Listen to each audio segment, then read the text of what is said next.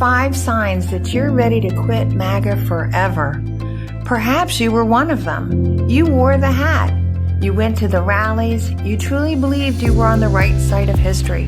From 2016 on, you were all in. Not just a voter, but a true believer. You may have found yourself defending the movement to your friends, your family, and maybe most of all, to yourself. But is a slow, gnawing feeling starting to grow? A gap between what you've been told to believe and what you're seeing with your own 2 eyes? That journey out can be lonely and confusing. So here are 5 signs that might tell you your time in MAGA is over. See if any of them sound familiar.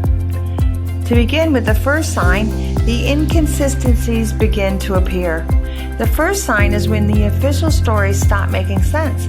You were told constantly that the media was the enemy of the people and that everything they said was fake news. And maybe you bought it. You built a wall around your mind, only listening to pro-Trump voices and news. But then, little things started to poke holes into that wall. You might see a local news report on how a new policy is hitting your own community, friends and neighbors getting hurt, and it's the total opposite of the victory story that you're being told by the White House. The prices keep going up at the grocery store, and the school just canceled the aftercare program that you depend upon. The news is full of information that doesn't really explain anything happening. It just blames someone else. That might be the first time you really think, hey, wait a minute, this doesn't add up. When you have to actively ignore reality to keep your beliefs intact, that's the first crack in the foundation.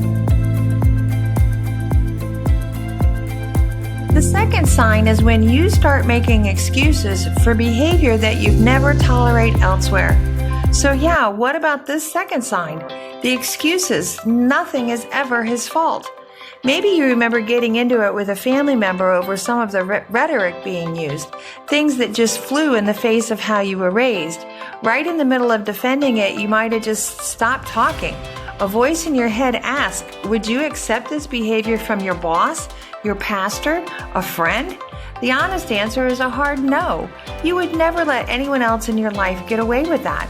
Taking responsibility for your actions is a part of your moral code. So why are you making an exception here? That moment can feel like a splash of cold water to your face. You realize you're bending your own moral code to defend a political movement, and trying to live that way is just exhausting. Sign number 3, the community starts to feel like an echo chamber. It might be the silence of your own silence that you're not speaking up. The MAGA movement may have felt like a second family, this powerful community where you finally belonged, but that could be starting to change. Maybe you're in an online group for supporters, or someone posts a wild conspiracy theory. A simple, honest question pops into your head, but you don't ask it. You know what would happen. You'd be labeled a rhino, a traitor, or worse. You become literally afraid to voice a single doubt. That's when the home you thought you found starts to feel more like a cage, where total agreement is the price of admission. That's not a community, it's an echo chamber, and it punishes anyone who steps out of line. The fourth sign is when your personal identity feels erased.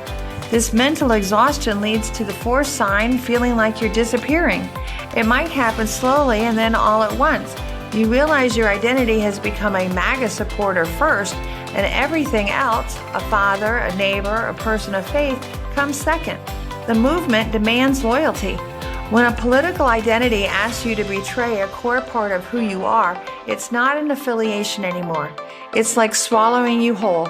For many, the clash with their religious values becomes impossible to ignore, a feeling that people in evangelical and Catholic communities are now quietly struggling with as they reassess their place in the movement. And for sign number 5, it's the final straw that breaks your core values. For most people who leave, there's a final straw, a single event that makes it impossible to keep going.